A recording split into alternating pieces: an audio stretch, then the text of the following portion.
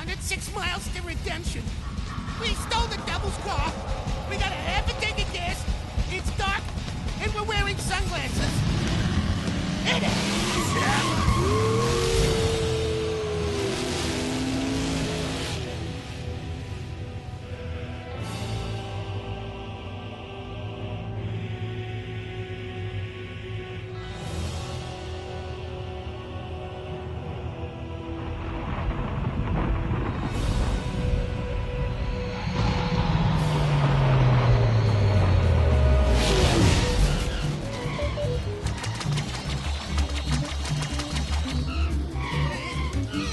Are they closing in? Nah, they're way back there. Ah!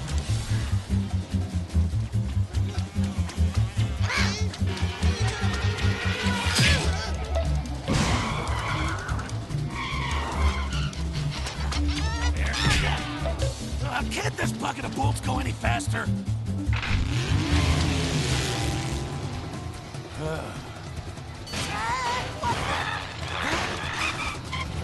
Oh crap, oh crap, oh crap. Whoa, whoa.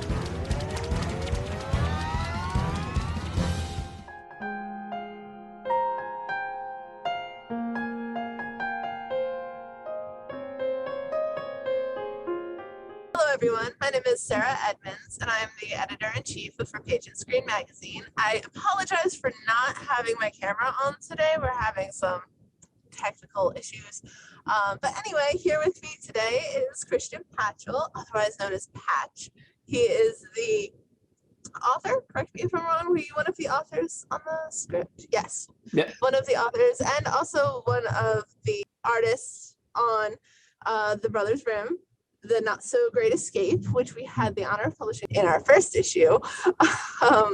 Now, I have to make a little disclaimer before we jump into this interview. Patch and I actually do know each other. We met during the Arcadia MFA creative writing program. So it's going to be more of a chat, I think, than some of our other interviews. Yes. But I hope you have a good time with it. filled with potential werewolf tangents. All of the werewolf tangents. You might be surprised to hear this would not be the first interview I've gone on werewolf tangents. So that's a thing. But anyway, thanks so much for doing this, for Sure. meeting with us. Could you just tell us a little bit about the film/script, how it came about, what the inspiration was? Sure thing. It's a couple years old, and I think we're going to put some links and stuff so you can check it out. Animation ages in a really unique way. So it went from being movie quality to television quality to game quality in roughly 6 or 7 years over the span. But so I had been working at a toy company, designing zombie teddy bears. I met a lot of really interesting and very cool people there. I was designing some toys, some packaging. I was working on some comics, some animation, all revolved around this line of zombie teddy bear toys. And I met someone who was in the animation field by the name of William Vaughn. William had worked on everything from clients for projects for Pixar and Lucasfilm. He was another teacher. One of the things when I do lecture or discuss or even do workshops about some of this, I mentioned, we're so gung-ho about having a lot of fans or followers. And I'm a real big believer in if you have one or two that are really cool, that it can change your life and your trajectory. And William was one of those people. He was kind of a fan of my work. Every time I was drawing or something, he'd take a look over my shoulder and be like, how'd you do this? And how'd you do that? So a project came up at the school he was working at, and he called me and he said, do you have any IP? And at the time, I'll be honest with you, I said yes. And then I Googled what IP meant, and I looked and I had like 2 or 3. I sent him a book I had been working on. I sent him an autobiographic comic, and I sent him what would become the Brothers Grimm. He had seen some of the early sketches for Brothers Grimm and really liked it. So I kind of knew that was sort of what he was interested in, but he didn't know that over 5 years, I had been working on it as a web comic, just chipping away at it, using it as demos and writing bits of script and stuff. And so I had already put in 5 or 6 years of work on the characters and the story and the world building. before he even called me and asked. And so we met, we talked about it, and he was like, this sounds great. I'm going to have they have blocks. And so their fourth block is their seniors, their students that are graduating. I'm at block 4, work on it. And then we hung up the phone and I hadn't heard from him. And I'm someone who can't sit still. So I just started drawing all this stuff. Again, all of it was Brothers Grimm related. And a month had gone by and I'm like, you know what I'm going to do? I'm going to send William this sketchbook. And I had drawn maybe 250 sketches. And I emailed him this PDF. And no lie, I hit send and my phone rang. He was like, I'm looking at this stuff. Okay, you're going to fly out to Florida on this day. So my drawings and writing kind of prompted us moving quicker and faster. And that's when he asked about voice talent. And so he was like, well, we have relationships with Billy West and John DiMaggio. And I was like, wait, what? And I was like, Fry and Bender from Futurama. He's like, yeah. He said, do you think you want to use both of them? Or I was like, well, to be honest, there's not a lot of dialogue. I don't want to waste, like, these are people who are here. I was like, John DiMaggio would be fantastic in these roles. Do you think we can get him? He's like, hey, there's no harm in calling. And so when I flew out there and we started working on stuff, that's when they let me know that we had him. And the week I was working with the students, we got to record all the dialogue. And so that's when writing really took hold of me. Because I wrote a thing and then heard someone who not only did I respect and love and admire and couldn't speak to on the phone, I heard him say the words back. And so that's right around the time that like writing really took on a bigger role in my life. So it started as a sketch in my sketchbook. It started actually as like a comic idea for another client and they passed on it. And so I thought it had legs and kept working on it for 5 or 6 years here and there. And then it turned into a cartoon before it was even a comic. And then I did a comic book of it afterwards. And so when we released the short, I asked, what are some of the next steps? Always like learning new stuff. And one of the things they said is we got to get this in film festivals. And I was like, why is that? And they said, well, it's going to win awards. I'm like, how do you know it's going to win awards? It's like, well, we used a lot of cutting edge tech and there's a lot going on with it. It's going, and I was like, whatever you say. So I entered in a bunch of film festivals. The animators were right. It's won about half a dozen awards when it was first released. It had its film festival debut in London, which was awesome. I couldn't go, but it was awesome that was the first place in a theater. I have seen it in a theater a couple times, which is also really strange and wonderful. I actually saw it in 3D, which was also really cool and strange and wonderful. And that led to doing the comic version of it. Basically, the comic picks right up where the animation leads off. And then I started writing more comics and doing more things like that. That was a long answer for a short question. It's all good. It's all good. There's a lot to unpack. Yeah, there's a lot to unpack there. Really, if I were to sum it up, a friend and coworker really dug what I was doing, and that led to maybe one of the best creative experiences I've ever had. That's amazing. Really quick question before I ask you questions that actually expand on that. What is an IP? Oh, IP is intellectual property. And so it's essentially if you have a cast of characters, if you have a comic, you have a novel, you have a toy idea, it's a way of grouping that together in a way that most animation, TV, it's all IP. A lot of places like Warner Brothers, lately it seems like they just do IP management. Okay, what are we going to do with Batman next? What are we going to do? Sony's like, what are we going to do with Spider-Man next? They own the IP to Batman and Spider-Man, or Sony does with Spider-Man, and they want to manage the IP. So every time we sit down and write a book or create a comic, that's an intellectual property. And I do try to teach that to my students because when you start to see it that way, for example, so many of them like to create these characters, build these worlds.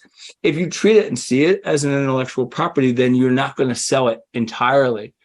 You're going to sell usage rights, and not to jump into all of that, but something I try to really instill in artists and writers is being the biggest proponent of keeping as much of the rights to their own work as possible, because you could, I could sell the, I literally agreed with the school that we could do animation.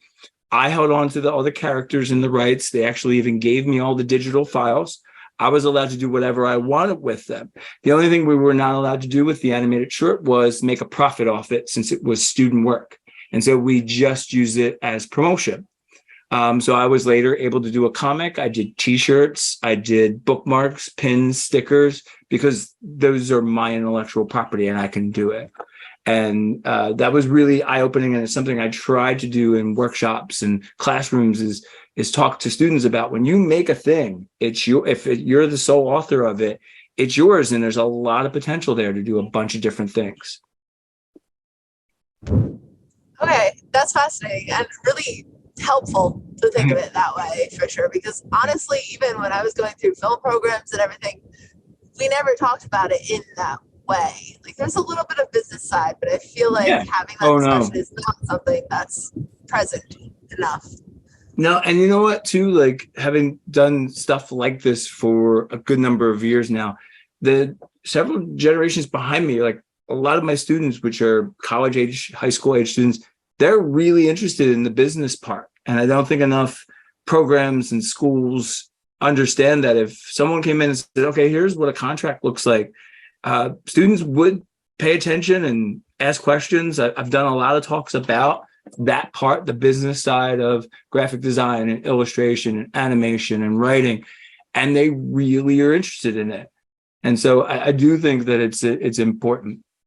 Yeah, absolutely. Now, jumping back to your story a little bit, the story you told, not the one we published, you talk about how all this started really by you getting one person to be a huge fan of your work. How important overall to like career, for general careers, this is a very vague general question, but would you say that community and connections like that are to starting a career, getting a foot in the door in that industry? You use a really good word, and I'm gonna jump on it and I'm gonna expand on it. You said community. I think that may be one of the most important ingredients in a creative career. For me personally, I'm going to speak from my personal experience, but I've heard stories like this over and over again. I got out of college. I had that community in school. You're one of many all trying to do this very similar thing, and you bond over it, and you work. And then you get out of school and you're waiting for the bus, and you're surrounded by people, and you know that there's not a single person waiting for the bus with you that is creative in the way that you are. And that can be shattering. And then you hope, well, if I get on the bus, maybe there'll be people who are creative. And if you're not getting on with a bunch of high school kids, you're like, I don't know if there's anybody creative. And you get on the train after, and you realize you went from this environment, school environment, where there were so many, to working home by yourself. Maybe you have a couple close friends to do it. And so one of the first things I did after school is I joined this group called the Philadelphia Cartoonist Society. It's a grassroots program. Actually, I'm wearing the T-shirt. It's a grassroots program here in Philly. I met all these wonderful people. There are a lot of people who will say, hey, what do you do? And what kind of art do you make? There are very few that will be like, you need to do more. Here's something else you should do. Oh, here, contact this editor. A lot of my early work and the work of my fellow members of the Cartoonist Society, we got our first jobs through connections in that. Some of my first freelance clients and greeting cards came through a connection in the PCS. Our first publishing, we got together and published books together. And that was something that was really eye-opening. You want to talk a little bit about the business. I always thought that was something not so tangible about 20 years ago. To print a book was really expensive. But here I met 25, 30 other people who wanted to make a book. All of a sudden, it's not that expensive, because like maybe $50 each and we can print a book. And so we printed 3 different ones, and we used them as portfolios of our writing and our drawing. And a lot of us turned that over and got work doing it. In fact, when I worked at the toy company and we were jumping into comics, I just gave them 2 of those books and said, pick artists this way. And so community is huge. So I know social media is a double-edged sword. It can be really difficult, particularly right now. It's difficult. But if it at all speaks even to just one person about your work and there's a connection there, I still don't see a downside. I will say finding groups to support you, like we know each other and we're in a writing group together. We just met last week, and I can't tell you how that has charged me up to write some stuff because I haven't written in a while. And the other thing is they speak the same language, they understand you. And so when you're not feeling creative, they're just as important. And then when you are being creative, it's nothing like the support of your peers and other artists. And so we're a little smaller group, but we literally just went to lunch yesterday. There was 4 of us. We talked about ideas. The main thing we did is tell stories and tell jokes, which is great for being creative and starting to think about other ideas. So I'd say community is probably vital, not just necessarily for a career as a creative person, but having a support system to continue to be creative and feel good about making stuff. No, I absolutely agree. Community is so, so important. And you mentioned when you were talking one thing, how this comic group kind of pushes you, oh, try this, talk to this person. Yeah. I'm curious. I feel like everything you're doing is very multifaceted. Like you were talking about animation to comics to writing, all of these different aspects. How do you think like that multidisciplinary approach, like how did you get into it? What's hard about it? If you could just talk about that for a minute. So that's a really great question and a kind of tough one to answer. The first part is I just really adore and love all facets of creativity and maybe suffer from a little bit of a short attention span. So I jump around a lot. But I do find that one thing feeds into the other. The animation was sort of this outlier. It just kind of happened. It did lead to working on other things that were animation adjacent. In fact, one of the director of Brothers Grimm and I worked on some smaller things together, and that was really rewarding and super interesting to learn a little bit more and do it in such a smaller. It was just him and I, whereas there was about 20 or 25 people who worked on the Brothers Grimm animated short. I've always drawn, and when I was looking at careers and looking at something to study in school, I was choosing between illustration and animation, and I went more the illustration design route. And that's where a lot of my background was. Greeting cards, toy companies, giftware. I did a lot of that. I noticed that it was fulfilling, but not completely fulfilling. And so while I was working in greeting cards, I started a comic, my first comic strip. And that was something that kind of was my own, and I really enjoyed it. That led to other freelance opportunities. I do think as an artist now, more than maybe ever before, and you're a really great example of this, is that I think it pays to be a little bit more multifaceted because you have more legs under the table of your career.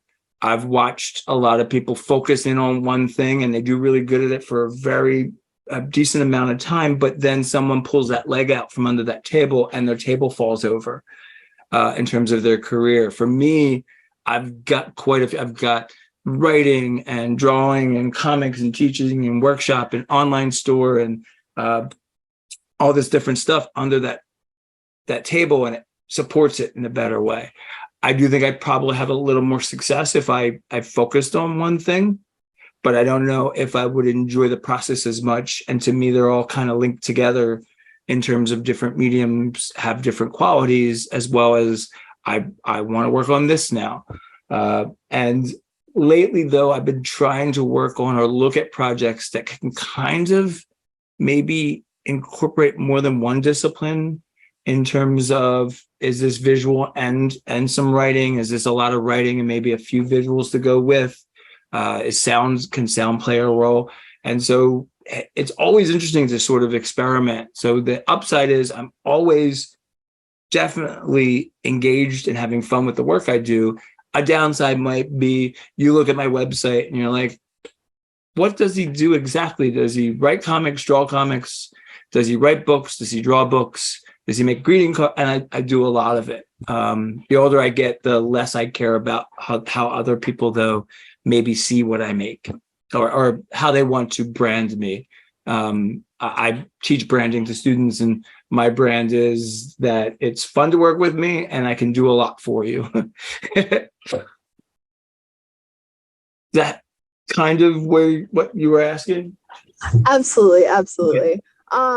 Yeah, I love that brand. That sounds like a great brand to work with. But you were talking about one thing that really caught my attention when you were talking is about how you did all of these things, right? Starting with writing comic books, all of that. And I know from knowing you that it's pretty recently went into the MFA program, completed the MFA. Congrats for writing. And I'm curious, you have all of this experience already. What prompted you to go and pursue that further? That is another awesome question, and one I had to do some soul searching for. So one, being in academia is really strange, and we have bonded over that.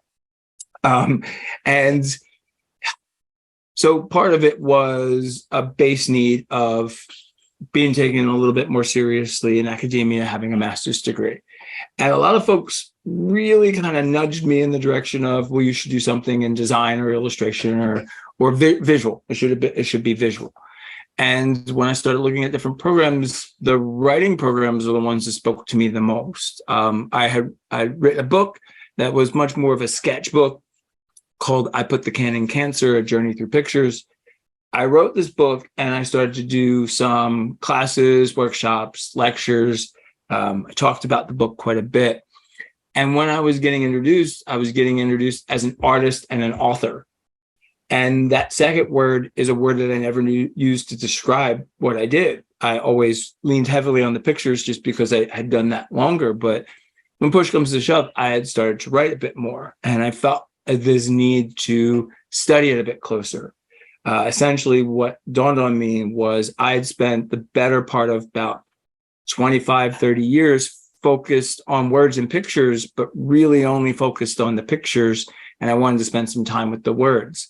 So that 2 years master program that we went through together, that really got me to buckle down and look at storytelling and think about where areas I needed to work on, things like structure and theme and even characters, and areas that maybe I had worked on for a while, like the visuals and character description, and even I want to say that doing comic strips really helped me think about setting up a story with a beginning, middle, and end, and really the structure of things. I had some of that, but I just never formalized it. And so that really was almost like a draw to words, to really focus on them for at least 2 years. And it was a pretty intensive 2 years to focus.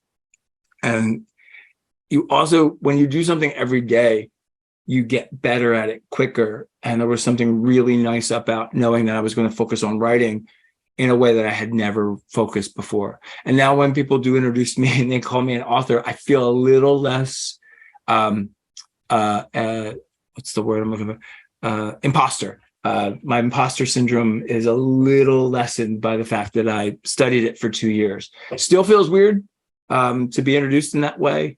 Because as soon as I hear that word, I think of the authors I love, like Neil Gaiman and Stephen King and people like that. And so I still don't think I'm there yet, but I just wanted to really focus on words.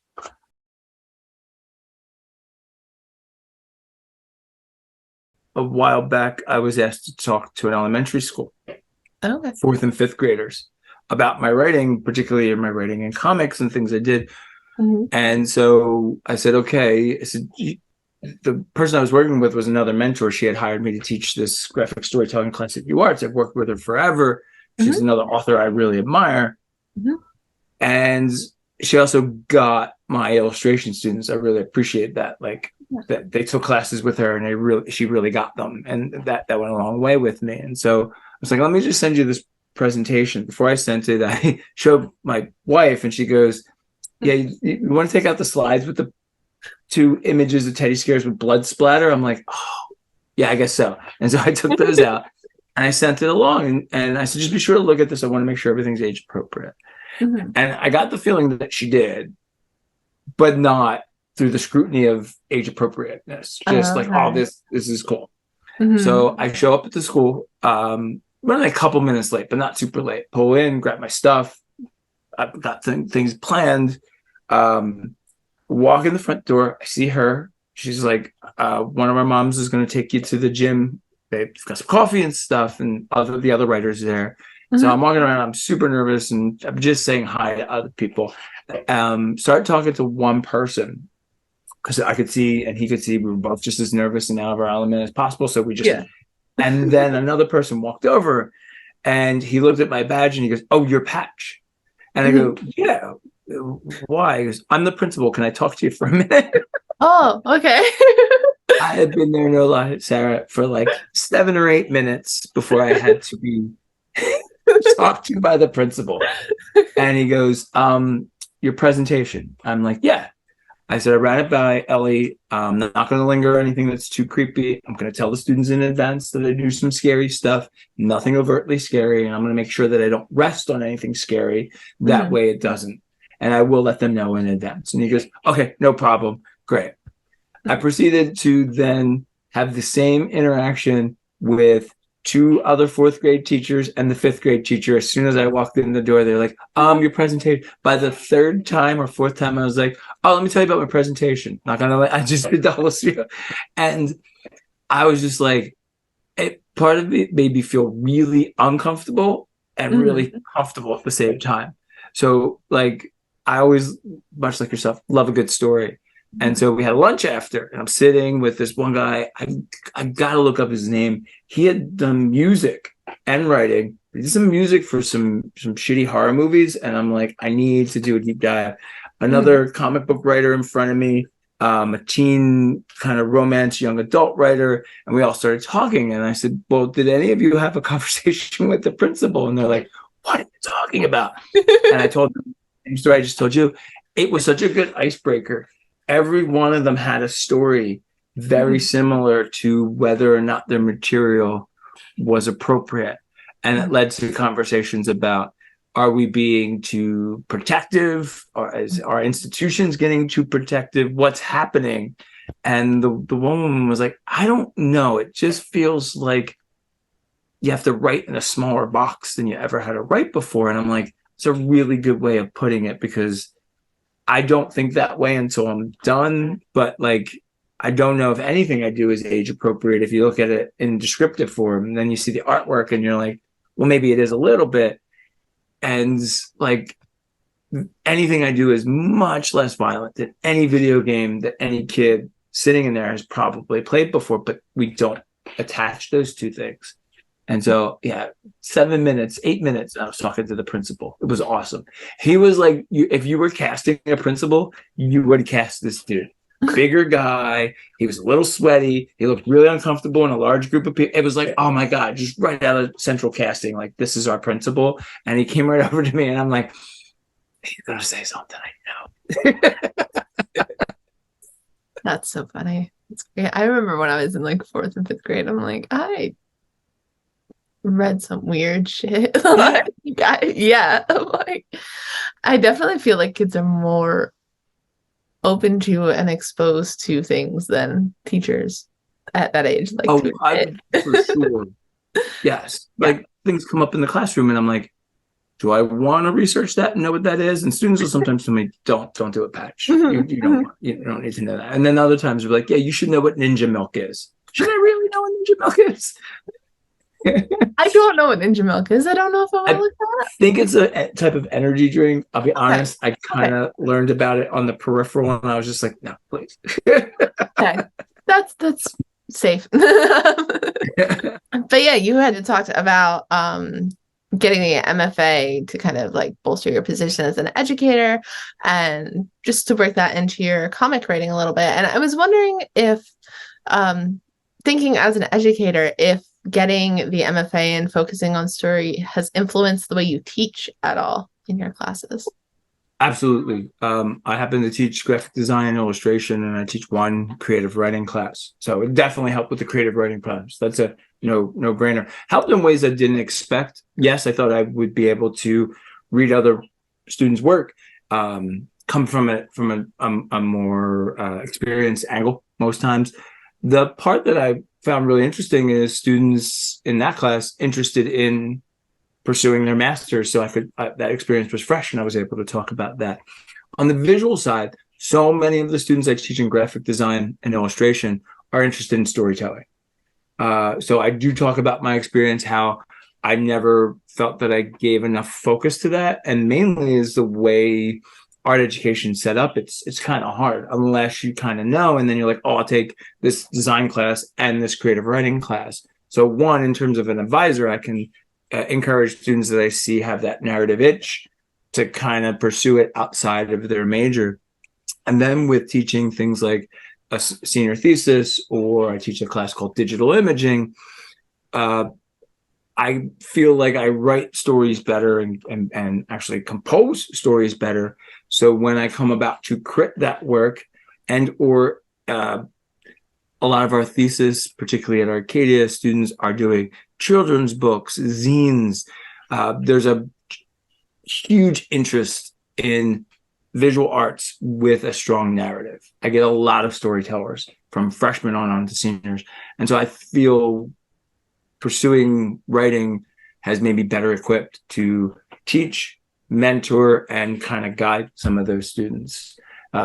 If a student in my senior thesis class wants to make a physical book, have a book printed, I can come about it from both the, okay, here's what it costs to make. Here's places to get it printed. Okay, here's how much you have to get done. Here's how you outline. So there's like a checklist, and they know that we're coming about it in a way that's very professional, at the same time, very practical. So that if they want a physical book, say in April, when we have the thesis, they have to be ready to print by February when they come back from winter break. That I don't think I would have had figured out in the same way had I not been both someone who makes pictures and writes stories. So there's a production side to it too. So yeah, it's been really, really helpful in the classroom, for sure. Awesome. That's awesome. But yeah, no, I think that's great. I'm just, this popped into my mind as you were speaking about like helping students approach things from a business side. One thing I did last fall with both of my classes, I had students from both classes kind of jump on this, was I offered them the opportunity to do like a bonus creative project, and I would do anything I could to get it like done professionally and done in a professional manner. Like they ended up doing a collection. Let's see if I have copies. I do have copies somewhere.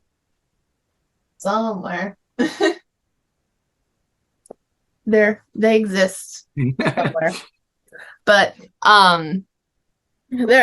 on the website. We did a digital copy on the For Page and Screen website as well.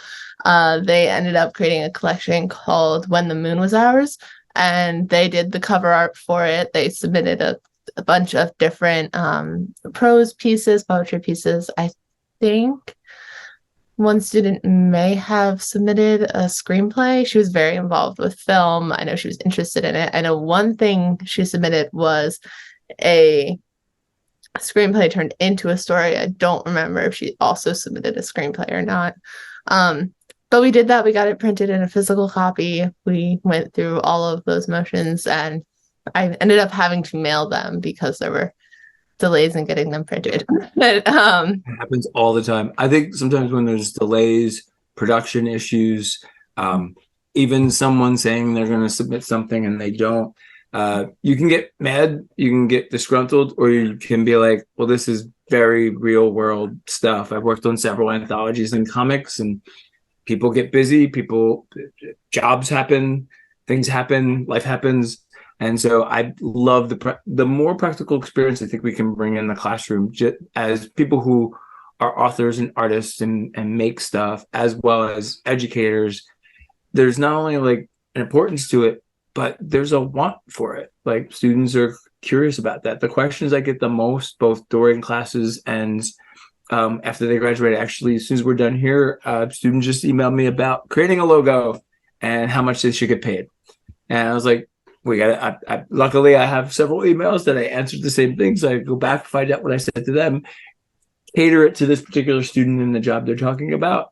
But there's a real interest in like, okay, you taught me a bunch of stuff, but what about the business side? What about promotion? What about all the things that, like, I don't know if they were taught part of it was taught when I went to school, but that's a while ago, so it's different now. And so looking at the new models and looking at the new stuff that students use and then using them themselves, a lot of give and take in the classroom, which is awesome, which is absolutely awesome. I agree. And I think it's a really great thing, especially you as someone who teaches in a more creative field. Like currently what I teach is more like literature, just basic academic writing. It's not necessarily creative writing.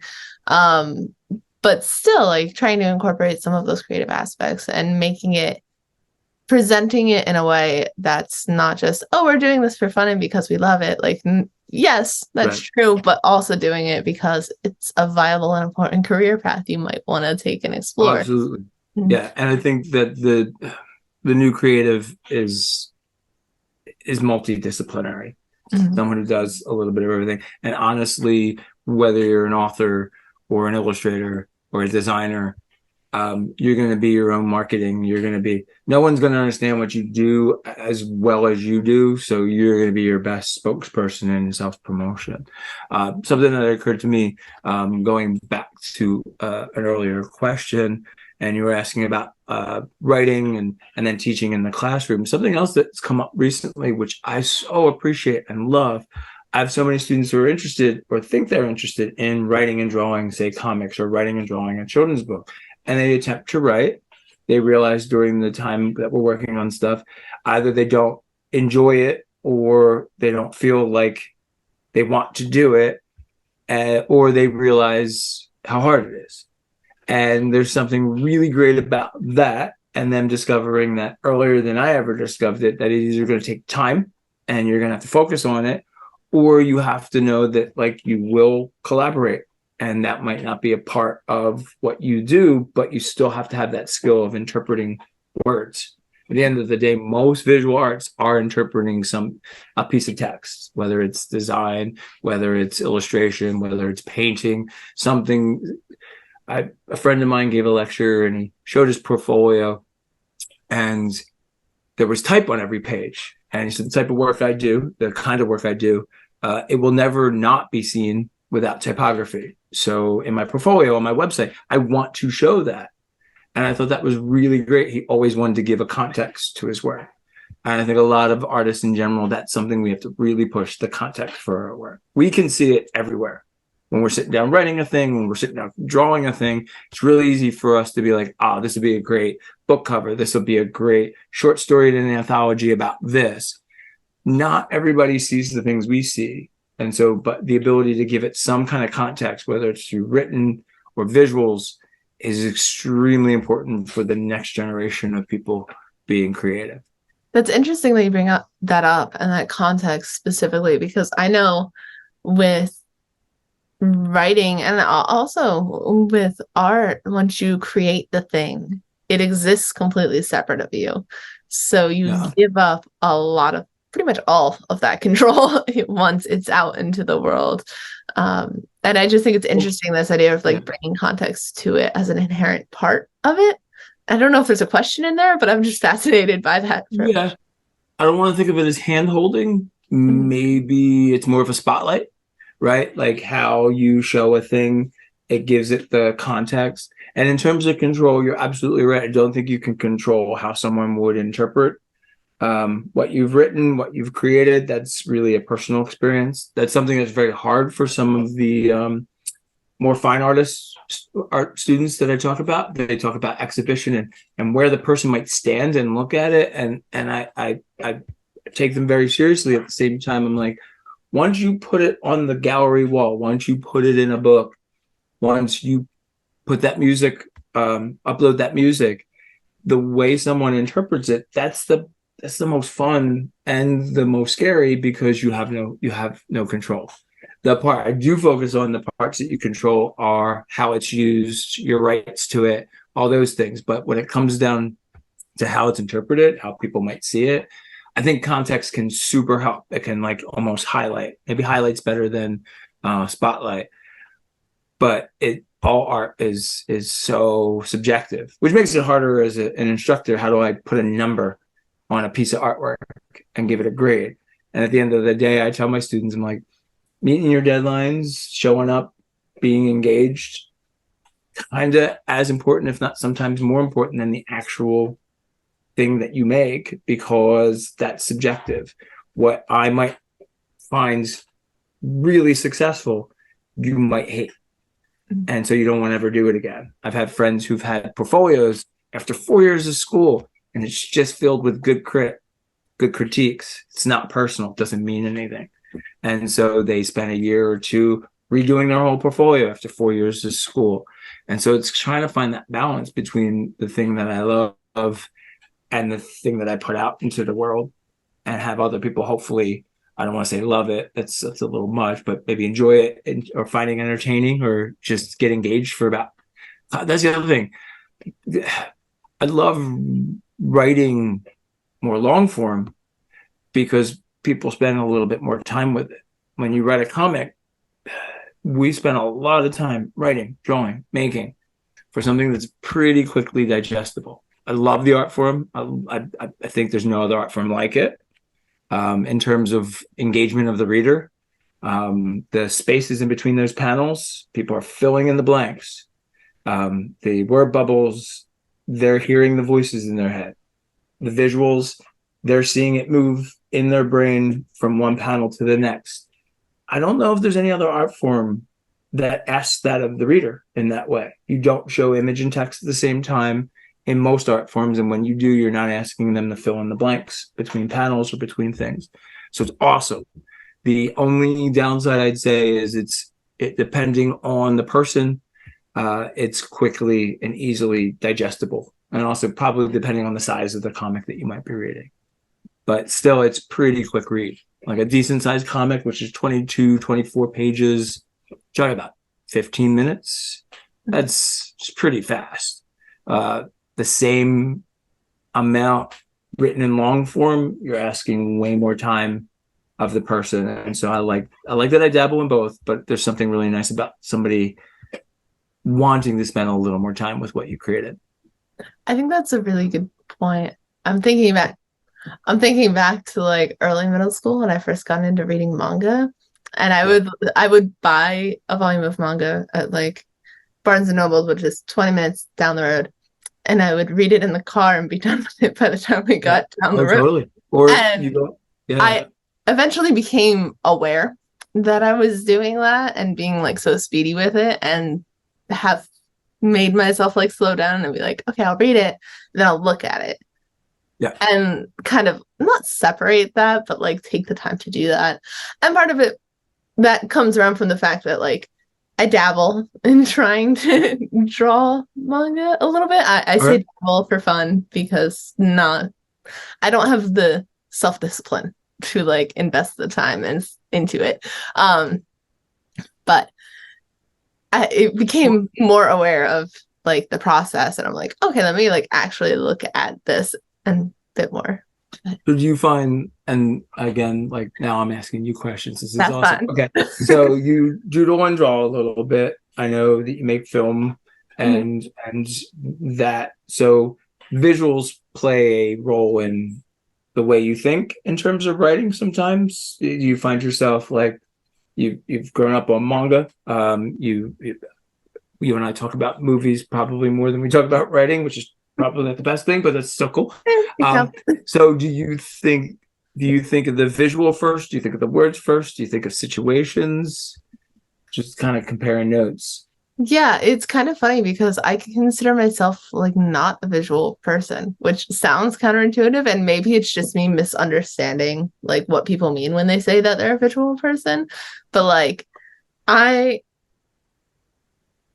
like for an example, I always say the hardest part of art for me is composition. I don't understand composition. Like on paper, I can tell you like, oh, this should go here technically, and this should Sure. whatever, but I can't picture it.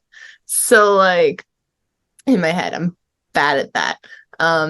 But as far as like my approach to writing goes, I definitely do take a more visual approach to writing, and I think that comes from the fact that like the first thing I ever wrote technically was like first grade. I wrote a picture book.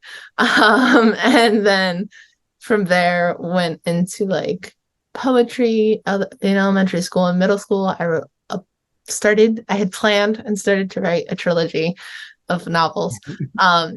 In middle school. In middle school, right? I was inspired by Twilight, so you can imagine how bad those were. But Vampires and werewolves. I do say that every generation gets the vampire and Batman they deserve. So with that, what you will. My generation had Lestat and all the Anne Rice stuff. Not bad, not bad. Also, we had Francis Ford Coppola's Dracula. Doesn't hold up as well, but it's still pretty good. Generation, and we had we had Michael Keaton. That was a pretty nice trifecta there. Generation right after mine. But yeah, no.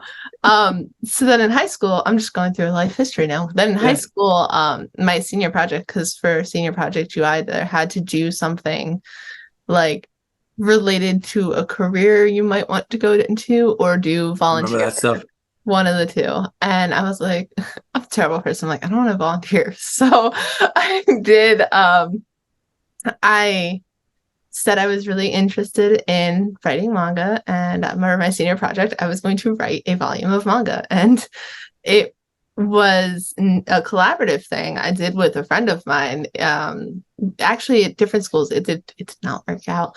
Like I wrote the story and did the initial like rough storyboards of it, and then she was going to do the artwork for it, and like we were just aiming for line work. We were not thinking like full artwork.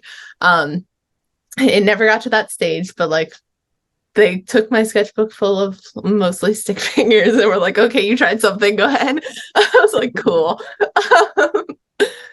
But it's neat to hear you talk about the visuals, because like you've read my novel, my thesis, that started as sketches in my sketchbook. Now it had no story to go with it, except that I thought these two characters, the Bride of Frankenstein, Renfield from Dracula, wouldn't it be great if they, one, teamed up, just the visual of the two of them standing together I loved, and then two were kind of like monster hunters in some way. That's all. It was like 3 different drawings. Honestly, I probably drew Renfield more than I drew the Bride, which was stupid because I like to draw the Bride more. And then we had to do a short story. First short story I wrote was about them. I saw potential there. I wrote a chapter. The professor asked more questions. I wrote a second chapter. He asked more questions. Really, it was a lot about like, let me write this. And he would ask a question, and I was like, it's a good question. I write it down, and so it was really very organic. But 70s werewolf detective was a watercolor demo. I had inked and drawn a werewolf, 1 or 2. And I just wanted to do something a little bit different. Growing up, Teen Wolf, I was like, oh, that's a good 80s werewolf movie. What would happen if we did a 70s one? There's a couple good ones, but 70s was the time of very schlocky movies. So I was like, okay. I just gave him like Elvis sunglasses, and I drew him like, this was fun. I drew him twice. And that sort of name just stuck in my head. And then tried to write a short story, heavily, maybe overly inspired by the voice of Bruce Campbell in my head. But like, it still goes back to like visuals, doodles, or sketches. Or do you do this? Like, you'll watch a movie and you'll see like a character in the background, and you're like, what's the deal with this guy? And they never cut to him. They never say, And you're like, I'm just gonna file away why that little kid was sitting in the gallery during an episode of Law and Order. He shouldn't have been in there. He definitely should not have been hearing the case that was going on in the TV show. What's his story? If you can't tell, I literally just watched that. And I saw a kid in the background. I'm like, Love it. yeah.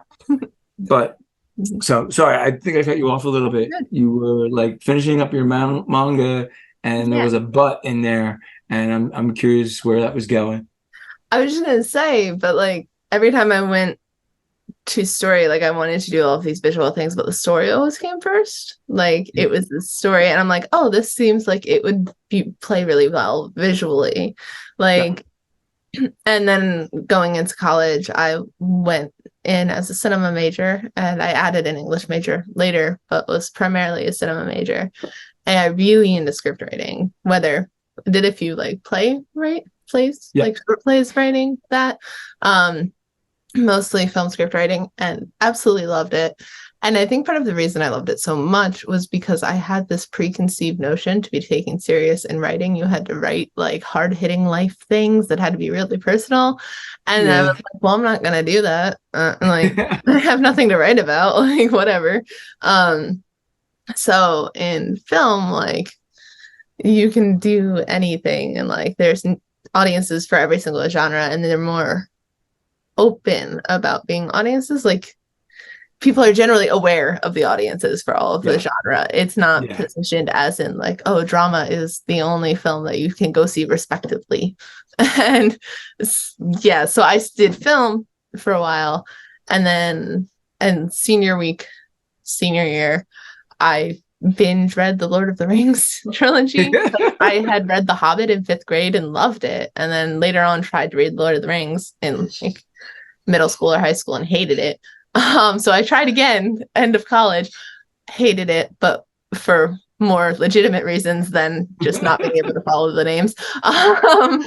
And so I was like, well, that made me mad. So I'm going to write a story that's, people are going to give me flack for this, but a story that's not racist and make it like a quest fantasy.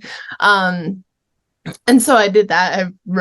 I planned out one book that turned into a trilogy, and wrote the first installment of that book in 3 months, maybe. It was 133,000 words in 3 months, and then I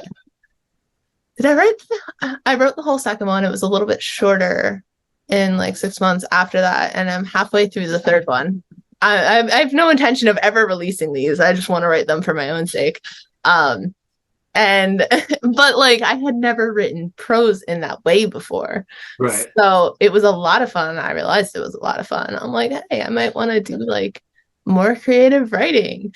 And that was at the same time I was working for public television, and I was like, I enjoy this, but not enough to like put in the hours to be able to make a living at it.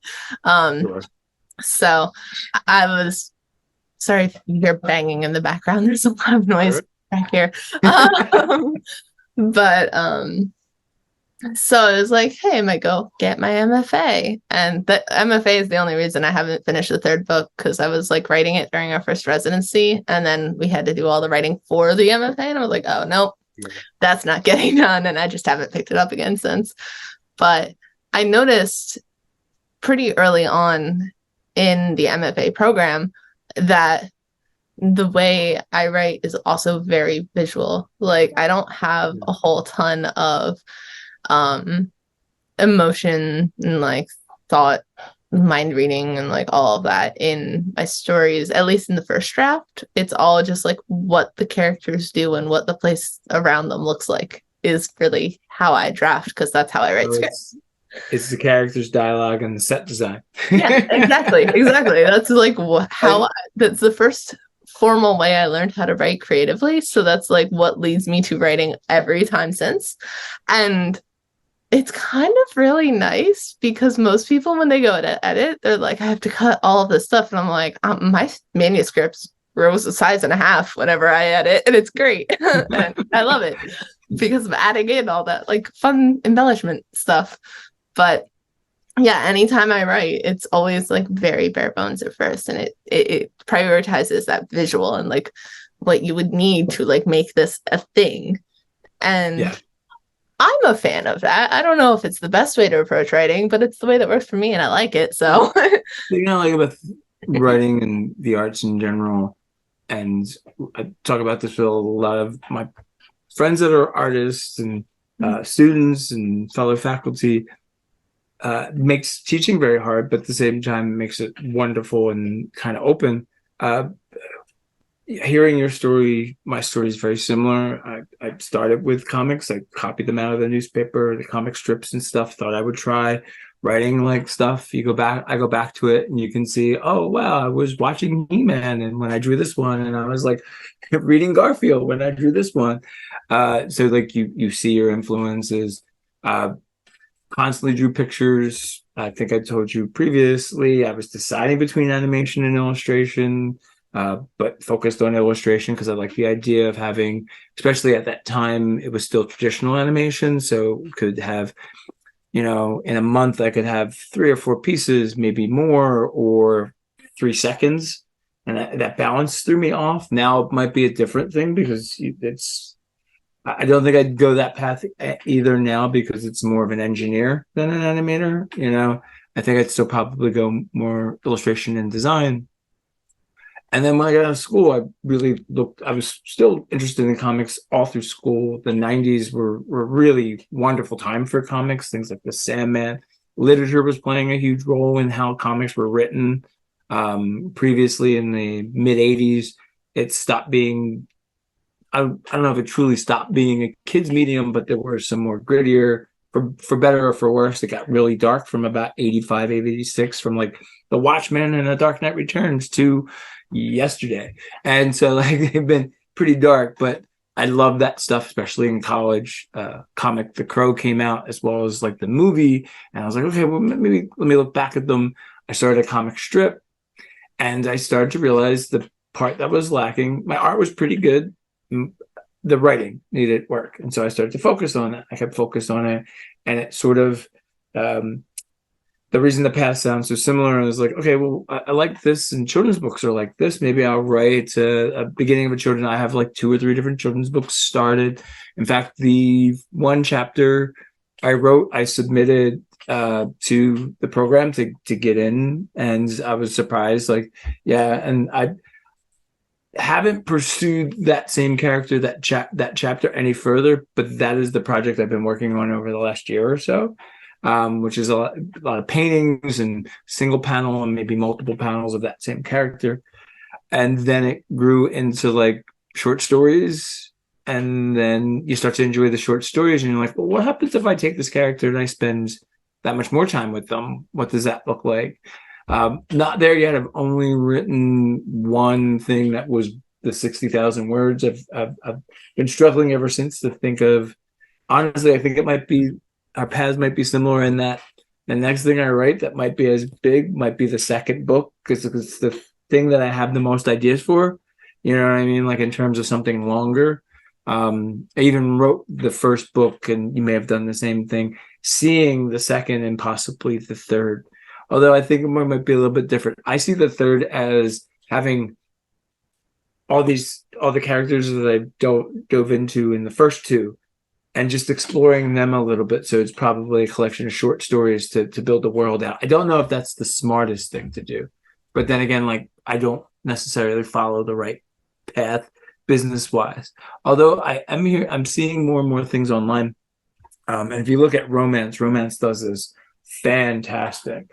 You write this story, it takes place, you have central characters, and you have some side characters in the very next book, or you didn't really care about those side characters, but let me tell you a little bit more about, and the next book is like, and then you forget about the main characters in the first book, and you're like, these characters are fantastic. And then they do it again with another, like the cook, and they get their whole story. And there's something really neat about that you build this world out incrementally, and romance does such a wonderful job of not just creating in that way and making compelling stories, but promoting and bundling and selling it's almost tailor made for that. I do think you could do that with fantasy and horror. You just have to kind of think of it in those terms.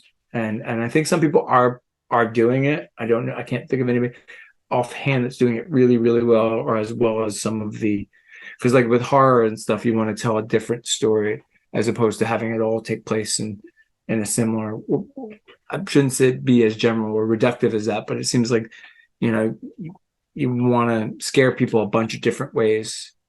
And it can get difficult over a period of time. In the same way, you have to keep your fantasy like fresh, or a new quest, or a bigger part of a bigger story you start to find out, or a bigger part of a bigger world.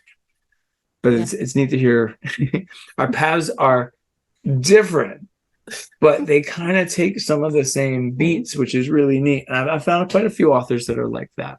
Mm-hmm.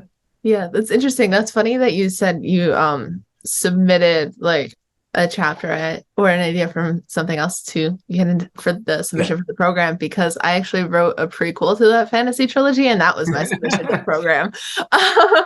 So yeah, and the whole like branching off different characters is also like something I'm doing with that series idea. Like the prequel follows the story of one of the main characters' grandmother, like is the main character of the prequel, and then there's a pirate in the story who like I'm planning on doing their whole origin story as like a standalone book kind of thing, just because they're great. I love them, but this is fun. And again, I'm like not doing anything with these ever outside of like my little circle and like the people I personally know who want to read them. But I'm like, you never know, though. You absolutely never know. This is one of the things that keeps me so interested in making stuff, and not necessarily not always thinking about, okay, well, I'll submit this or I'll create that. They can take on a life of their own, and there's so many different vehicles. You're about to release a book, and most folks I know, they're taking a step back in terms of self-promotion, and I don't mean it's stepping away. They're just doing something like building up their mailing list or their emailing list, and they're doing newsletters once a month. Releasing a chapter a month to people who sign up for it, you have all this content. You know what I mean? So you say you're not gonna do anything with it. I have a couple things that I've written that I'm like, I dabbled in a sci-fi story. I'm not really sure, but every now and then I'll be looking for places to submit something sci-fi. And if it fits pretty good, like not a circle and a square peg, but if it fits pretty close, like a circle and an oval peg, I might just like send, because you never know. One of my favorite stories about authors, one of my favorite is Stephen King. And Stephen King released Carrie. It was a bit of a hit. It was one of the things that, like, when he went to sell the paperback, it changed his life. So he was meeting with his agent, and agent's like, what is your next idea? And he says, I have two. And he said, one is a pulpy, kind of hard-boiled detective story. And the other is about a small town that gets infested with vampires. And they're walking across, I think, like 45th Street or one of the big streets in New York. And by the time they crossed the street, he decided, I think there's more there in the vampire book. And even his agent was like, I read the pulpy thing. It's good, but it's not different. The vampire one is really different. As he crossed the street, he became the Stephen King we all know. But when he started out on that corner and started to cross, he was Stephen King, an author. And then he was on the other end, Stephen King, the horror author. He had both books. One was both of them were in drawers. He could open either drawer and so I think a lot of us has some things like, hey, if anybody ever asks for a thing, I kind of have it. I'll open that drawer and see if they like it. Or you could also find yourself in the position like, what do you have next? And then all of a sudden you're like, I spent so many time with these characters. I think other people could spend some time with them. Yeah, I think that's an interesting way of looking. I have such a, I don't want to say love-hate, but like love but hesitant relationship with that story. Because I do love the story. I honestly, out of everything I've ever written, that is my favorite story, and those are my favorite characters. And it's the thing I'm most passionate about, most invested in, even though it's not Sure. finished. And like I finished a bunch of other stuff, but that particular thing is not finished. And it's just the nature of the story itself. Like, if there's a market for it, I'm not the author people want to hear from in that market. Right now. Yeah. Yeah. I'm The just thing like, that I've noticed, and it's strange, but if there's one constant, it's change. mhm. There's a quote. I saw it on a billboard going for a job interview. The only constant is change. The only way to manage it is to create it. And I was like, oh, I'm not going to get this job. So I was driving on. I did. I got it and I worked there for about 6-8 months. I learned a ton, but the thing I learned most was on the billboard going to the job interview. Love it. The unexpected places. And have you ever done this? You've created these worlds, and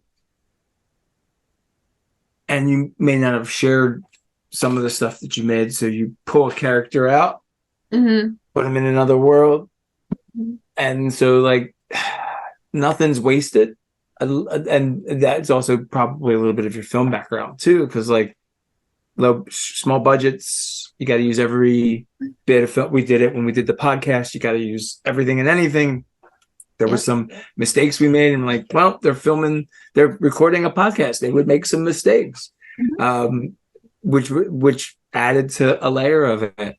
I can't help but think that like there are things that the project I'm working on right now, the character was written for a different purpose and has evolved each time I drew them or wrote about them. And I'm like, oh, this feels like what they were kind of intended for. So all the previous stuff, like the short story that was a chapter of a book, may become content for a newsletter. So that like, oh, you want to see where the character started? So it doesn't take away. At the same time, we live in the era where like an audience wants to know every bit of piece about the creative process of what went into it. So showing the DVD extras can be kind of a blast if you are able to give them the right context. If you say, this isn't, you can see where the character started. It's not what you're reading right now, but it's a fun story. Do you want to read it? All you have to do is click yes or no. That's a good point. That's a very good point. I know the perhaps maybe not first, but like most obvious time I've ever done that with like recycling a character actually comes from my thesis at the MFA program. Because you switched in the middle of it all. Yeah, so you were looking for anything. Okay, I'm going to take this chunk and put it in. I'm going to take. Honestly, it's literally just names. In my mind, I took the whole character, but it's actually just names because they changed so much. But I started out by wanting to write like this gory fantasy thing with like a main character who was an asshole, like, and just didn't realize it because that's how he was raised, like that. And then like kind of figuring out through this other person that like, well, yeah, I am an asshole. And that was like the original story. And that was Santa and Ralston, like the main characters of what ended up being my thesis. And you've read my thesis. They're not like that really at all, I don't think. But maybe accidentally sometimes, but like not to the extent that they were originally. And in my mind, they were like taken from one to the other, but like it's literally just names.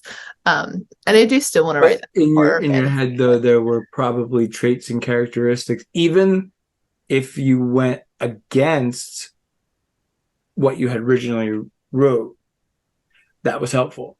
Like it's weird when you start to think about it, like, oh, okay, I just don't want him or them to be anything like I wrote the first time.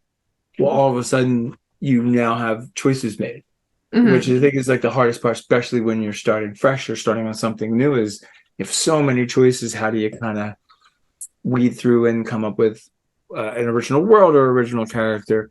And so the argument could be made that everything you put down in first time informed the second time in a way that you either went against or leaned into things you had written before. So I'd argue that there's more there than the name, but you're like on the page, it's just the name. In your head and all the choices made, I'd say there's probably a lot more there.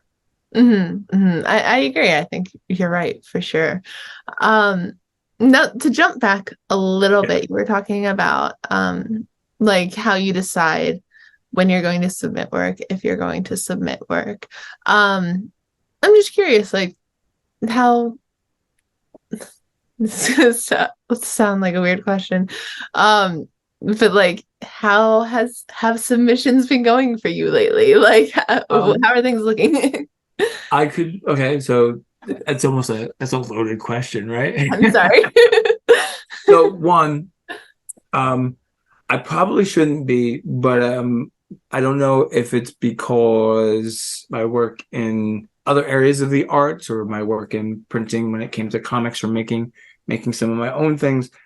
I don't want to say I'm overly particular, but I'm a little bit particular. At the moment, I really want, going back to some of the things you said, I really want to be part of a physical book. So I've been not steering away from, but I'm more interested in the moment anthologies, and then eventually I think I'd like to pitch and sell a novella or a novel. But if something comes up and it's shorter, but it just fits my quirky horror humor, I kind of like, okay, well, I want it to live there. But for some reason, I've been leaning towards that.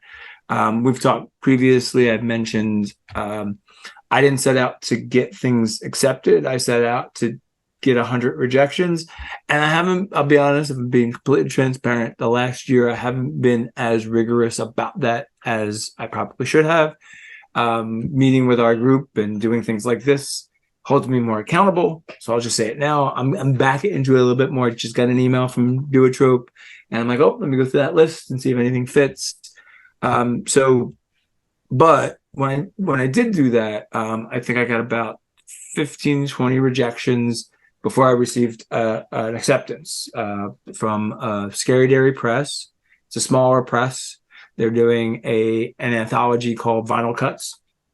And it's horror inspired by music. And it can be really sort of adjacent to whatever story. My story is Another One Bites the Dust by Queen. And the only real thing is it's playing in the background in both the beginning and the end, and at the end of the story.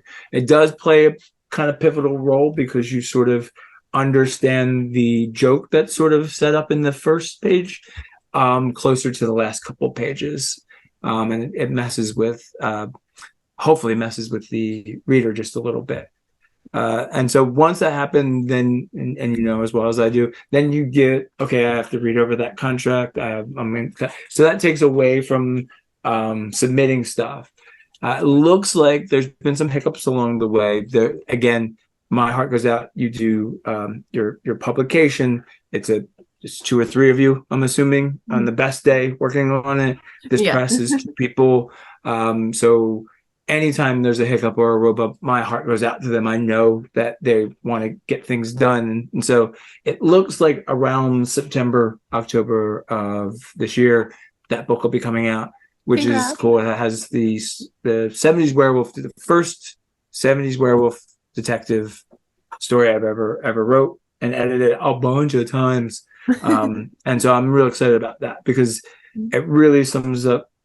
It's very rare in talking to other authors that one of their first published pieces kind of sums up their voice. A lot of times they're still working on it, or it's kind of close, or they like this piece and they didn't like this piece, and this one, the one that you thought they would pick, they picked the other one. Yeah, this was like, my editor's name is Bruce Campbell, spelled different, but it's Bruce Campbell. And I was like, this is a marriage made in Sam Raimi hell. Like, this is perfect. And so, and the edits, that's a process that I'm not familiar with. And so getting it, something different about liner notes that you get from your classmates and beta readers than you do an editor. And the back and forth between the editor it's been an exceptional process. Like, the writing is better because, like, there's a difference between a coat and a jacket, especially if you're in California. And I was like, I would have never thought of that. And when your editor writes in, I actually laughed out loud when I read this line. You're like, yes. And it's a joke that you really hoped that would land, especially if it's a werewolf beating up a mummy with his own arms. You kind of hope that joke lands. And when it's your editor that laughs, you're like, all right, let's move on to the next thing. And one of the reasons for a couple of the road bumps along the way, they're spending a lot of time, money, and energy on a really nice cover. And as a visual artist, I'm like, go for it. I'll wait. That's awesome. Let's do that. So I'm excited about that. And all the hard work that Scary Dairy has put into it over the last 8 months, 10 months has been awesome.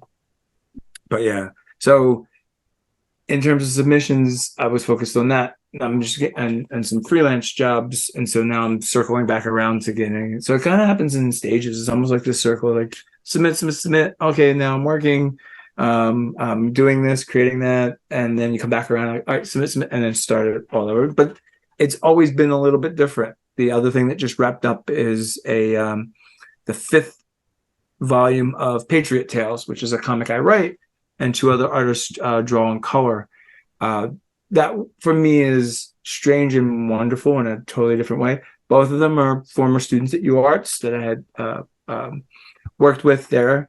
One I've known since he was in high school. Ryan Barr does the colors. Jason Piperberg does the pencils, inks, lettering, the covers. Like I'm amazed at what he can do in a very short period of time. But I've known Ryan since he was a high school student. And so to be working with him, I hope he doesn't mind me saying this, to be working with him is like, one, wish fulfillment, because he was an awesome artist when he was in high school. He's only gotten better over the decade and a half to almost 20 years I've known him.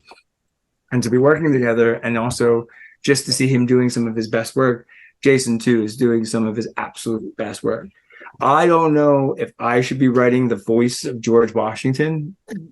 We've just talked for a better part of an hour. No, I should not be writing the voice. The one thing I will say, though, is being a part of our writers group and the class that I was a member of, in writing about that particular point in history, and doing everything I can within my power. We've talked about inclusivity and sci-fi and fantasy. Historical fiction, that's a tough one, too. And so we tackled it, I think, in a way that's age appropriate, and at the same time, it's kind of subversive with some of the things that we've been able. When you're able to work in a quote from a Quentin Tarantino movie in the first issue, and they don't even bat an eye. It's a small one. It's nothing. There's no F-bombs, but like it definitely. But I'm really proud also that we were given the opportunity to write about 5 of these and create 5 of these, that I got to tell a whole story. And the actual 5th issue uses stuff that we did in the first issue. And I just love stuff like that, mainly because I never planned it, but you get creative and you solve these problems, and you're like, oh, I can use this scene. But now you see it from a totally different perspective. So I answer a question in issue 1, in issue 5. And then we were also were able to draw attention to people in history that you don't see. One being Mom Rinker. She was a spy for George Washington. You cannot find a picture of her. And I got mad at that because I wanted Jason to draw her and so we cast her, and we used the fact that you couldn't find a picture of her and being angry about it. The main protagonist, she was mad that she couldn't find someone that looked like her in history as a spy. And Ma Rinker, being Ma Rinker, said, if you found a picture of me, I wasn't a very good spy, was I? So ways of kind of making some of the parts of history that are a little, or well, we should say a lot difficult, particularly with Valley Forge in those areas, we're coming about them in a more inclusive, more creative way. And I'm kind of excited. I'm very excited about that. It was fun. One of the things to do is all of the issues are up on their website for free. I'll provide a link for issue 5. It's one of the best. If you start there and you want to read more, you can go back. They're all really good art-wise and stuff, but I think you start to find your voice as you kind of go through this stuff. We never thought it would go for 5 issues. We thought maybe 1, 2 if we were lucky. We've dealt with history, bullying, creativity. One of the things is the first thing I did was make the main character an artist. Because you get a premise and you're like, okay, how do I shape this? Because it's not the premise I came up with. And to see the characters evolve, to change a name of another main character because it's your nephew's name, also fun. So James loves getting copies of this or seeing the script before everybody else. He's like, I know it doesn't look like me, but you changed it. I'm like, yeah, I totally changed it because it's your name. And stuff like that makes it way fun, especially when you're up at 3 a.m. Like, okay, what do they do now? That sounds like a lot of fun. Could you tell me a little bit about like other things you're working on professionally and in absolutely. Yeah.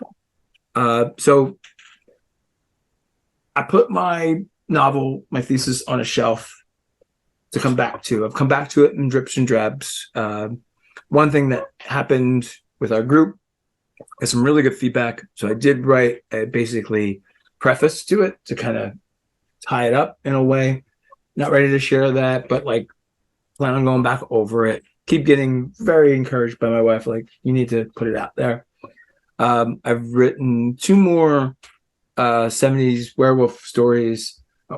So I really kind of see possibly doing a collection of those at some point.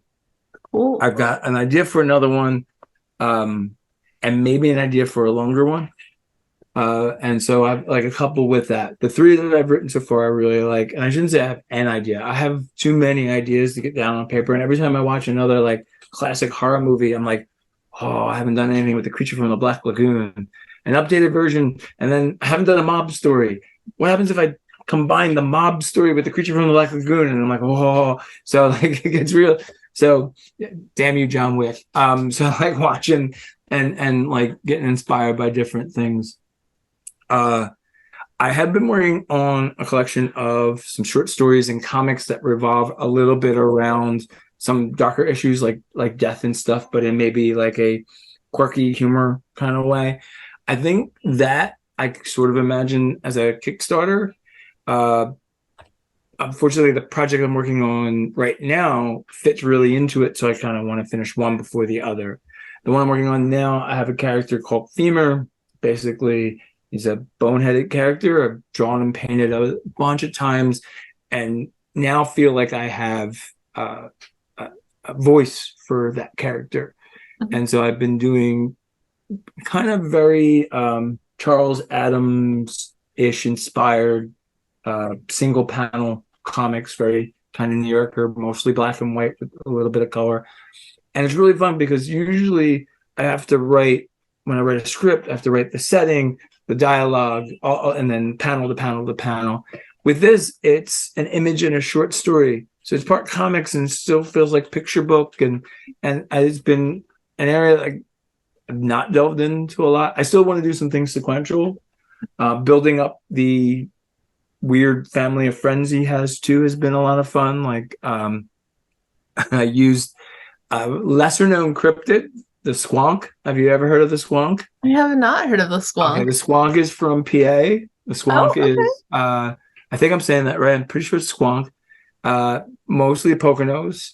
Oh. Very weird. Anybody listening to this should Google Squonk and to see what and drawing this one. I've only drawn the Squonk like a handful of times. I think the Squonk is going to be like the Lurch character, just appear here and there in a helpful way. Not at first though.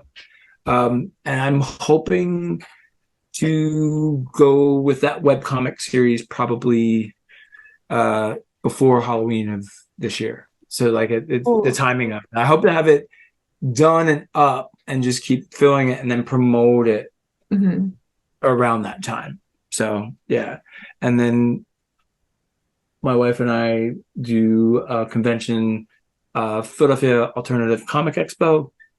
We just got invited back to that. So we're starting to prep and decide what we want to take with us. She's been doing some postcards and some greeting cards, and I'm debating on whether or not I want to put together a little zine or some posters and prints. I just I work with a movie theater in the area, Ambler Movie Theater, and they're always doing retro programming. So I'll email them every now and then, and I'm like, hey, you have anybody doing a poster for Enter the Dragon with Bruce Lee? And they're like, no, you want to do one? I'm like, yes, I do. And so I just watched that again. Also, it feeds into the 70s werewolf because it's like so 70s.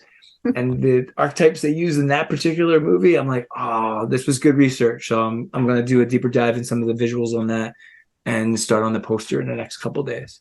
So busy, but like everything is sort of my own deadline, which can be a recipe for disaster.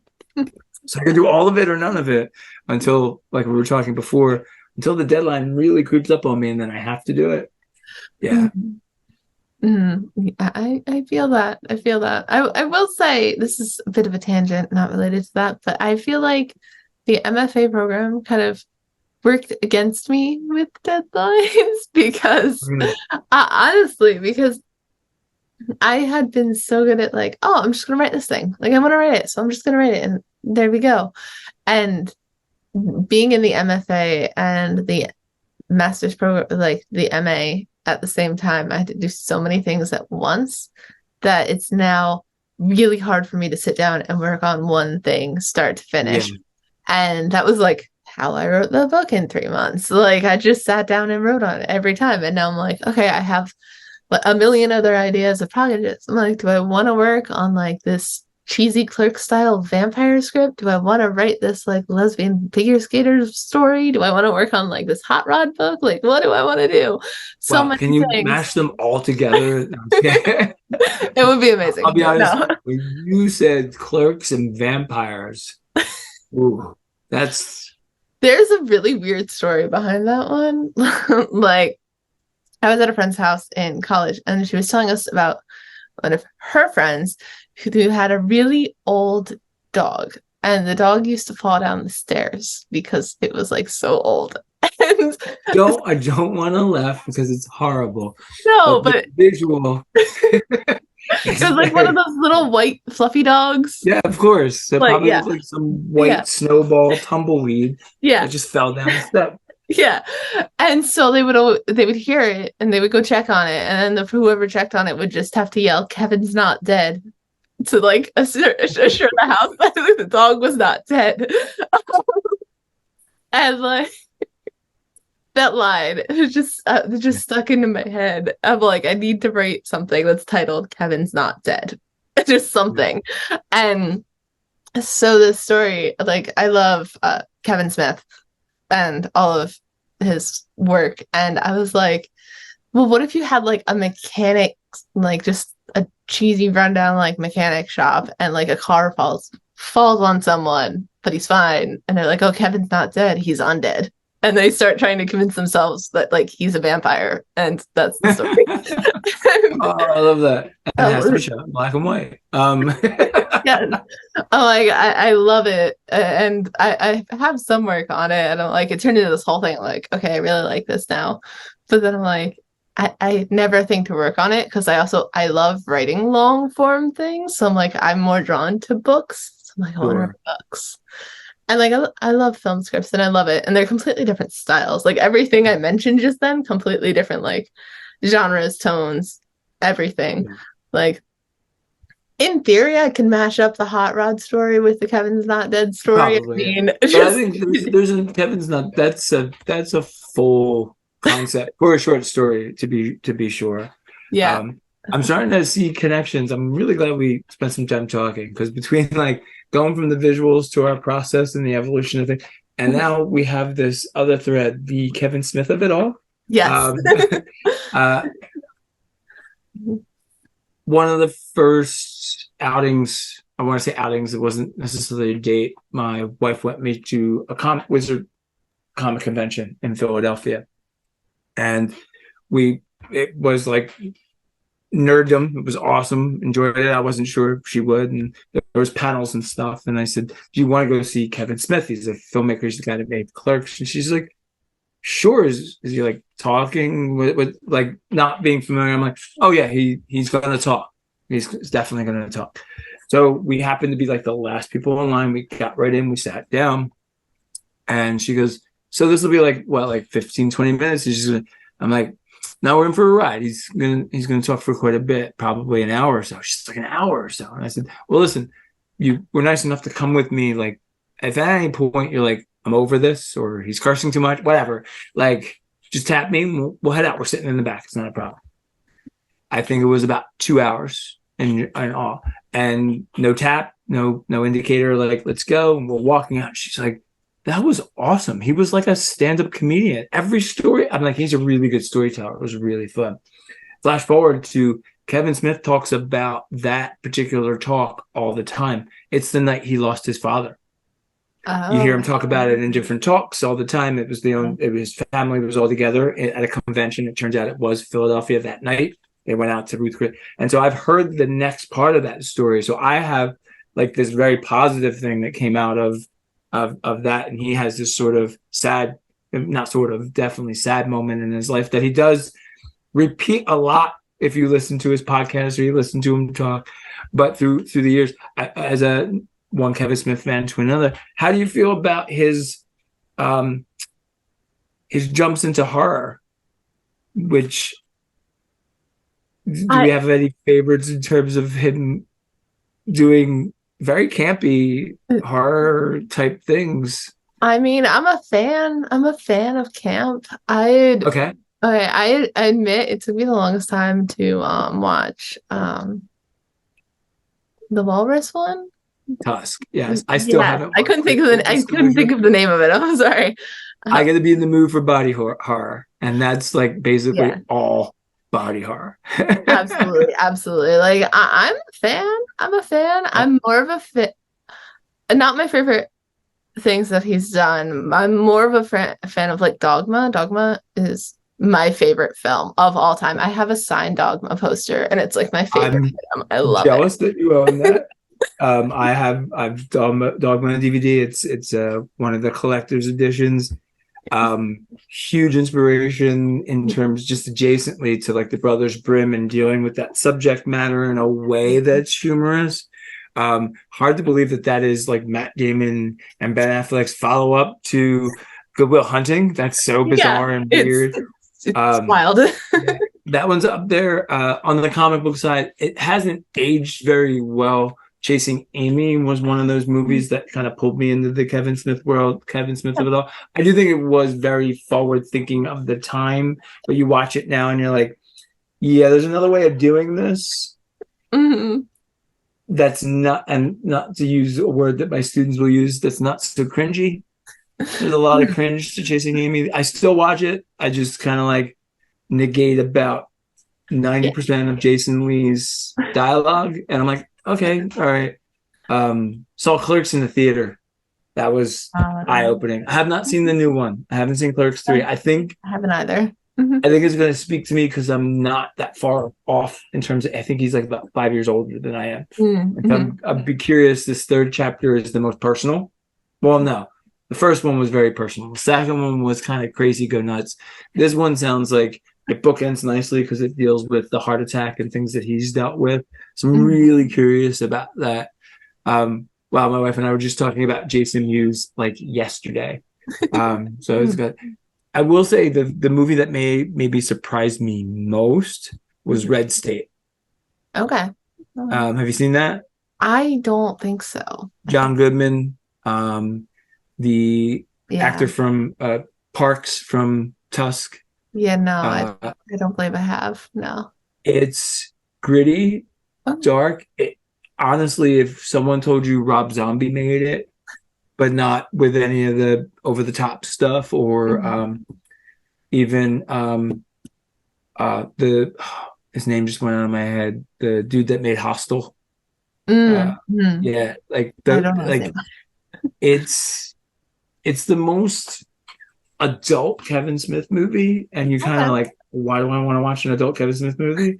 Because it has these moments. If you like Dogma, kind of goes. It's got those religious overtones, and he's poking at them in a different way, but he's still poking at them. So, and that's one of the things I kind of liked, like everything from George Carlin being the cardinal to the the bobblehead Jesus. Yeah. Love I like it. that two Kevin Smith fans can go like this and they're like, done. I have a hockey jersey that has the You do? on it. Yeah, it's in the closet. Oh, that's awesome. I have Jay and Silent Bob as Batman and Robin. Jay and Silent Bob as Batman and Robin. And it was a gift from a student. I'm like, wow, one, you know me really, really well. And two, thank you. That's great. Oh, that's so crazy. And some of the comic work has been awesome. You want to talk about taking advantage of the medium. There's the Skewiverse, and a lot of those things overlap. So you can get extended versions and find out what these characters did after, and just overall. And they've been doing quite a bit more with the release of the third movie.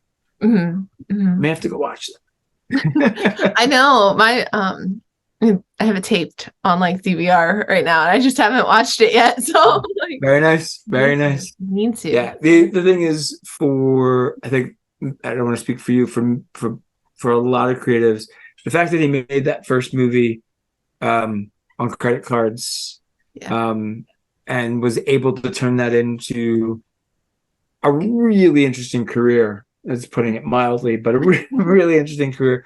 But like that, and he's a big proponent of just make it, just make it. Whether and arts, music, all those things. In fact, I have a quote that I tell my students. It's right here on my desk. You can make friends, you can make art, but sometimes in life, when you're really, really lucky, you get to make some art with your friends. And I was like, dude, that's perfect. I think it was at the end of like a Comic Book Man episode that I saw it. And I was like, oh, rewind. And I wrote it down and put it on Post-it. And all through teaching online, that's how I ended the semester. Because it was like, even though we were far apart, even though a lot of stuff was going on outside of the classroom, when we got together, we were all friendly to one another. A lot of people were friends, and they were making artwork. And when everything else around you is really turned upside down, at the end of the day, that was pretty special that they were still able to do that. And that was a really good quote to kind of underline it. Definitely sums everything up, for sure. So I hate to do this, but yes, we have talked at length. I would talk to you the rest of the night, but that's quite right. I'm also like trying to be mindful of time. So really quickly, two more questions. One, just is there anything you want to talk about outside of what we've talked about that I missed? It would probably have been Kevin Smith and and horror movies, and we tick both of those boxes. Nothing comes to mind. I will say this has been really interesting. Just talking to another writer, we've talked a bunch of times. I don't think you and I have ever talked for this long, this in depth. And I'm hoping if people are listening or watching, really just kind of take away like two people who really love the craft and like to talk about the craft and maybe overly talk about the craft and pop culture influences on their craft and how that all works together. So now I think we covered almost everything. If people want to find out more about me, I'm on Instagram, I'm online. I'll send you all those links. We have an online store that has a couple of my first books in there, things like that. But no, we covered everything. Okay, great. Well done. It's so funny hearing you like talking about pop culture references, because like I feel like my work isn't very pop culture-y. Like, no, you have a better filter. You can see when you talk about the influences, you can see it, but you don't let it sneak into your work. I am the exact opposite. I let it drive me and I put it in, and then I will write 18 pages to support that one joke. That's probably not the best thing in the world. So no, I mean, I love it, and I take it as a compliment when you say that. Like, there's a connection between like pop culture influences on my work, because like there's a lot, and I just don't like. Well, just even I feel weird about putting it in, but at the time you read Lord of the Rings, it was quite popular. which probably led to like, okay, I need to read this. And then what became your 3 books, your 3 stories was almost, and again, I'm not trying to make any people angry, but almost like the things that you saw wrong with a book that was written a long time ago. And I think that is what makes this particular time in being creative, an author, an artist, a comic artist, is that what's in the rearview mirror, there's a lot of problematic. And we're talking about it, we're having dialogues about it, and we're discussing it, whether it's in a classroom or on a printed page or on a website. We're talking about it more, and I think that's a fantastic thing. But then when we look through the windshield, all we see is like how we can make all those things better. And I think that's a really neat time to be creative. So like you say not pop culture, but I bet you if we looked at the year and date you started, Lord of the Rings is probably pretty, and it's still, and it's funny how cyclical things, it's huge again now because of the streaming show and stuff. So, but I'm glad you see it as a compliment. Not everybody sees that as a compliment. Yeah, no, I definitely do. And I will admit, I think the most like openly and obviously like pop culture thing I have is the novella that's coming out. I looked up so many different music references. I remember when you first said it, you talked about like the Christina Ricci shirt. You were like, where can I find that? I'm like, I'm sorry. Yeah, because that was I think it was again, doing a deep dive, I think that was a Wes Craven movie. I think so. Or Kent Williams, something. It was I think I'm not positive. Okay, one or the other, Scream or Nightmare on Elm Street, so like that was genre within genre. And the reason I remember that was like, and I think we talked about this before, I was so mad it was a PG-13 release, and I'm like, this is not going to be. And then they released an R-rated version, and I was like, they didn't shoot it like an R-rated movie though, so it was like better in the R-rated version because it was just felt more horror. But yeah, and then when you said when your character was wearing, because I love my t-shirts, and and so I was like, does this really exist? I was like, I didn't even think to look it up. I was just like, I know that's what I want. I know that's like what I want for that character. Perfect. And then like all of the music references. I remember reading Elias's line notes, and they were just like, I'm adding this. Like there's a line where the main character is like, he adds a song name to a list on his phone, and Elias was like, same. like cool. Yeah. Okay. What I love about it, though, is Yeah. everything can become part of your process then too. I've noticed the very similar but different, the werewolf stories I tell, music plays a role, and being part of this anthology has heightened that thing. So I have these different playlists or radio stations on Spotify I play, and I heard a song by Mama Cass I never heard before because it's like 70s stuff. So that was like on in the background when I was a kid, but I was not aware of it. And you read some of the lyrics and you're like, there's a werewolf story in these, and it's so it's so much fun to kind of like peel back like some of the things. And just, I tell my students this all the time, when you dedicate yourself to a thing, whether it's like, oh, I'm writing a story, oh, I'm creating these book covers, oh, I'm designing this product, you really give yourself over to it and you're open to it, you'll be amazed at all the inspiration that'll kind of come to you and all the things you'll kind of see that you wouldn't have seen before. It is so hard to explain that to someone when they're in the crunch of deadlines and school and stuff. But a couple of them, every now and then I'll be like, Patch, I was watching a movie, and I'm like, yeah. And then it's like this the typeface they use for the closing credits. I'm like, yeah, I think I'm going to use that in my poster. And I was like, it's happening. I love it's that. Absolutely. That's fantastic. So yeah, last question, final question of the night. They're very open-ended, but if you could give one piece of advice, I'll say to creators out there, I won't pigeonhole it into just writers, what would it be? So it's not my own advice. It's advice that was given to me that I use a lot. It came from 2 different sources. The first source, actually our second source, I happened to be at one of the institutions I was teaching at during a commencement. I was on stage while Neil Gaiman was giving his Make Good Art speech or talk to the class.